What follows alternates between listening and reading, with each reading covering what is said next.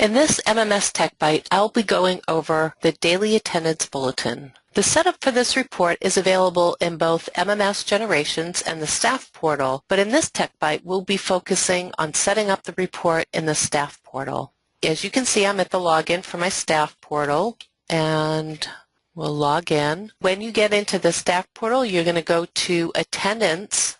You're going to go over to the third column with Reports, and you're going to go to Daily Attendance Bulletin.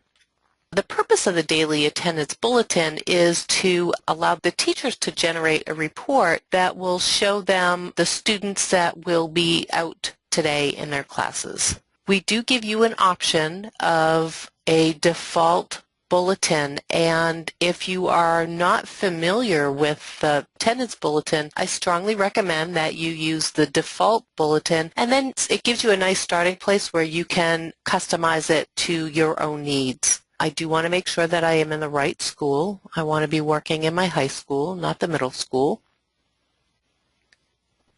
And now all I have to do is click on the Use Default MMS Bulletin. If you were to click on the question mark, it gives you a description of what the default bulletin is, and it actually will pop up a sample report for you. Now, the default bulletin defaults to the current date, and it will select all of your attendance codes with the exception of the present code if you have that code in your school. And these are all the daily attendance codes. So I am going to remove some of these codes here.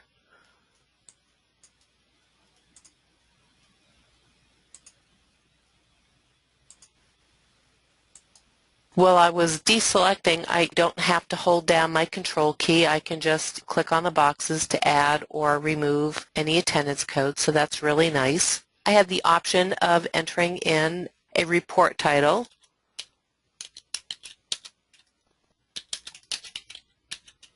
And I also have the ability to enter in a note that will print at the bottom of the bulletin. Now, this is an optional part, and I'll just type in something. We'll see where it is.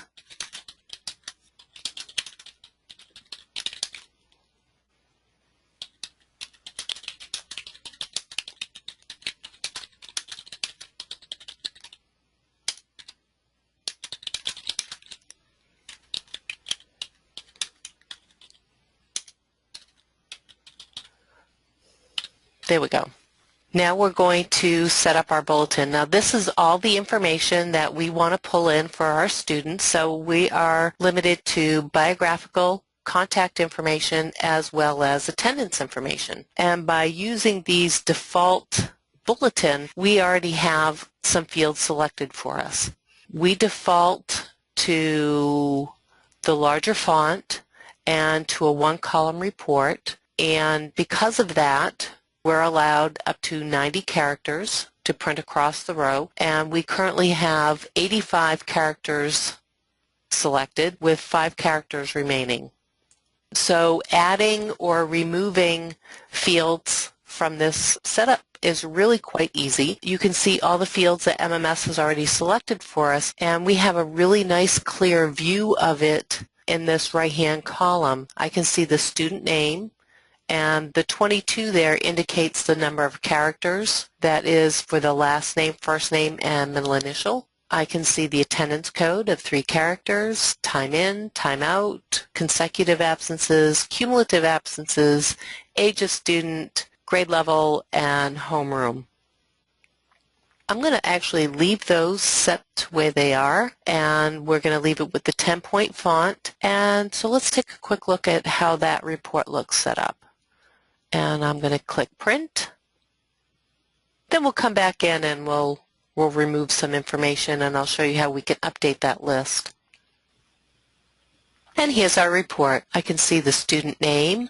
There's the attendance code that they received today. I have my time in, my time out, consecutive absences, cumulative absences, the age of the student, the grade level, and the homeroom. Now, there's some information here that I really don't think is very pertinent for the teacher, so I'm going to go back to my setup, and I'm going to remove some fields. And this is what you would do if you selected a field and moved it over to this list and then you changed your mind. So the time in, time out, I don't want. Consecutive absences, I think I'll delete cumulative. And then age of student, I don't want. And what else? There's still some fields here that I can remove. Grade level, I'm going to keep. And homeroom, I think I'm going to remove. Now to update this list, all I have to do is click on the arrow to move the selected fields over. So every time I click on that button, it's going to take the fields that I have selected on the left and move them over to the right. So I can see here I have a now reduced list. I can see I have a total of 44 characters selected with 46 remaining. I can change my report to the font size of an 8-point font if I choose. I think I'm going to show you what it looks like with the 2-column report though. So when I change to my 2-column report, I can see now that my total number of characters allowed went down to 45. Okay, so I still need to remove 2 characters. Well, if I go to an 8-point font though, I should be all set. There we go. So changing to an 8-point font, I went from 45 to 56 characters, and I now have 9 remaining, so I have enough room. So let's print that. And here's my report. I can see I have 2 columns. It's the same students that showed up before, displaying less information now. So I have my student name, I have the code, I have the consecutive absences still being displayed, and the grade level. And what I didn't show you the first time we generated the report is that it will give you some totals for this particular date. It will give you the total number of students. It will give you the percent of students that are present. So we have 97.6% attendance, and it gives you a breakdown for the number of excused absences, unexcused, and total absences, as well as tardies and dismissals. Now, so let's go through how to save our settings, because we're going to save these settings for the teacher portal. So I just clicked on my Save Settings button. Going to add an item. And when I add a setting, I like to be descriptive as to what it is. So I'm going to change from Settings 1 to Teacher Portal. I can lock the settings if I want. Now, when I click Save, all that is saving is the setting name. And now with the Teacher Portal setting highlighted, I'm going to click on Save Settings, and that's going to save the actual settings to that new name. There we go. My settings have been saved, and I will close. Now, to be able to associate this to the Teacher Portal, there's one more step I need to take, and that is found in the Staff Portal under Manage, Configuration Jobs, and Configure Attendance. Now, we do have 3 Tech Bytes that cover these 3 tabs. I'm just going to focus on the Bulletin for Teachers, and if I click on the drop-down list, I now see my new setting that I saved for Teacher Portal. So I'm going to select that, going to click on Save, OK, and now I'm going to log into my Teacher Portal.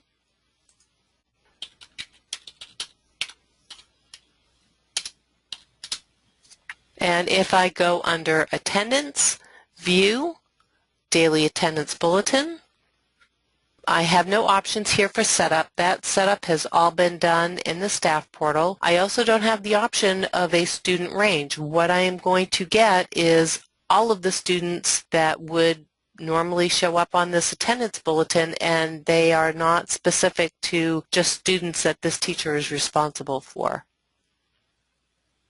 And there we go.